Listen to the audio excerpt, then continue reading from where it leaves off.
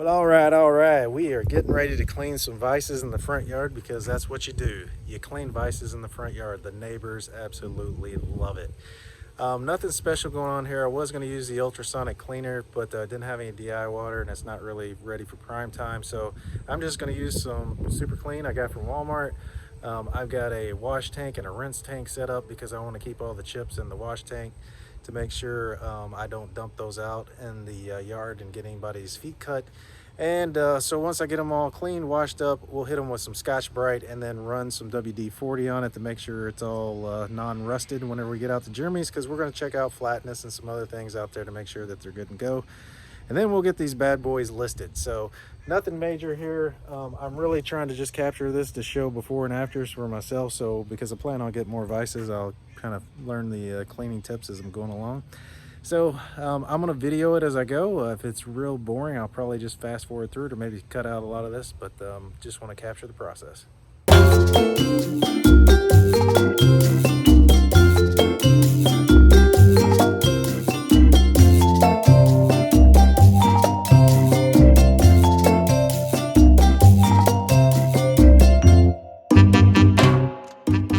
Just finished cleaning vise number one. I'm going to pause for the day because a couple of different reasons. One, I'm out of WD-40. Two, this is taking a little bit longer than I expected. And three, the neighbors are looking at me weird for continuously talking into my phone. So let's check it out and see what how things turned out. Before we get started, I'd like to thank the neighbor for throwing out this table. I scooped it up and now it's my vice cleaning table. So folks, Fred Sanford ain't got shit on me. I'm using whatever I can to make money. So you can kind of see the difference between the vise on the left and the vise on the right. Both were used in very similar applications, making guns, steel chips, oily processes. See if I can get in there to show you a little bit. That's a little bit better. So you can kind of see all the chips and stuff are kind of building up within there. This one right here, got it all cleaned out. The Super Clean did a great job of degreasing. And then I Scotch-Brited the ways. You can see the difference between all the oil and stuff that kind of dried up and stayed on there compared to these. If you do a thumbnail test up and down it, it feels pretty flat. Before I get too crazy on it and try to clean too much, I'm going to take it out to Jeremy's, throw it on a surface plate, and then see how flat everything is.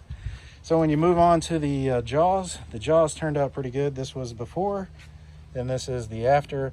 So the Scotch-Brite, once again, did a great job on that. This is what they look like on the bottom. There's just, once again, a lot of chips and things were all jammed up in there. So I've got those all cleaned out, all wrenched out, and it looks pretty good.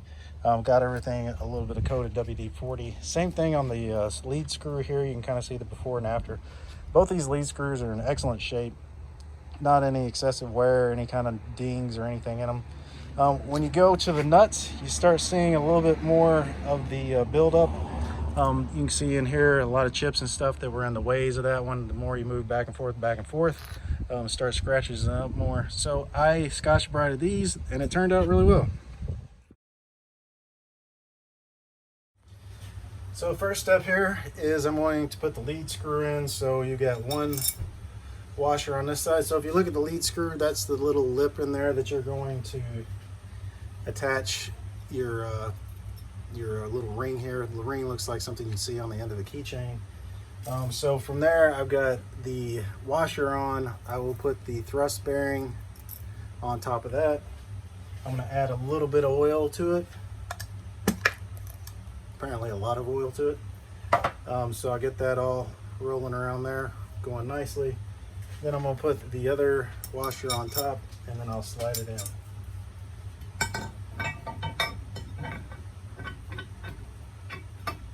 So it slides in pretty good. The O-ring was still in good shape. Now I'm going to throw a little bit of grease onto the threads here, and then I'm going to run the nut in.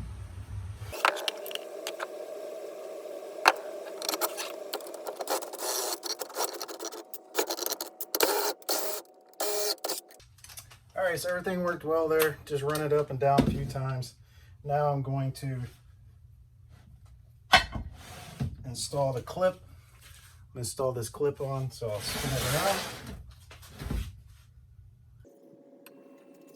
I got some tools here that I'm using, just some sharp tip tools.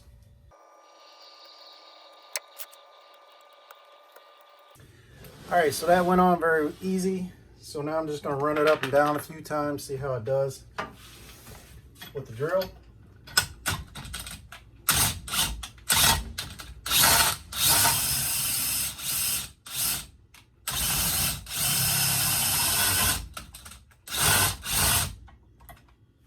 All right, so that worked well. Now I'm going to mount the movable jaw. Throw some grease on the bearing and on the casting. Stick that in there. All right, got that lined up.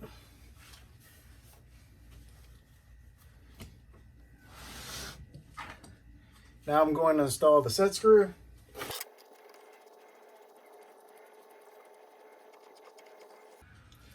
All right, so the guy on the Kurt website says you get it snug, then you back it off a half a turn. So that's what we're going to do here. Now I'm going to put on the fixed jaw.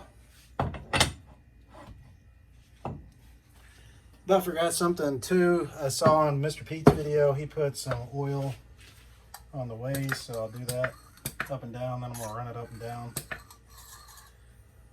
I'm going to over oil it, but it'll be okay. I'll wipe the excess oil off. I just don't want anything to rust.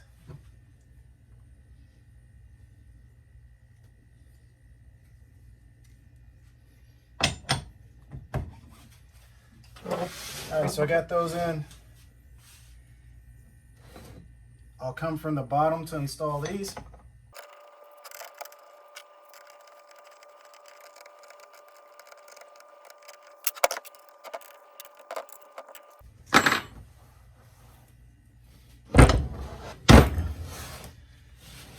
All right, now I'm going to run it up and down with the oil on the ways.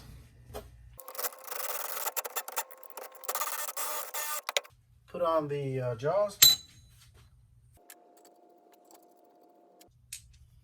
Whoops.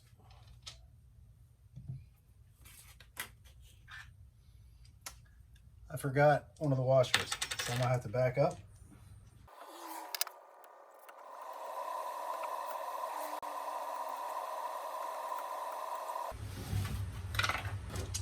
All right, now we're back on track.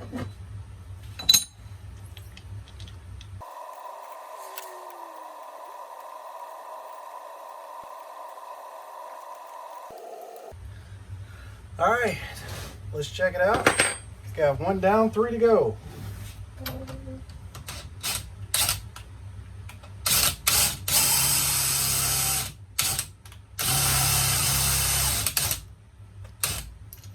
Works great.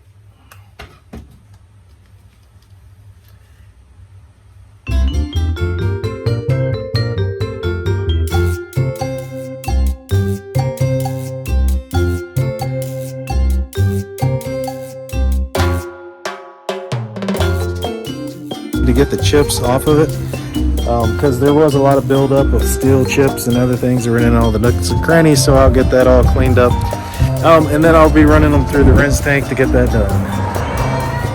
Oh yeah, there goes the neighbors. They're going nuts out here for the Vises. So anyway, I'm going to get it all cleaned up, get them all sprayed down with WD-40, get them all shined up with the Scotch-Brite. It'll be Scotch-Brite than WD-40 if you're keeping tracks at home, but we'll get it all done.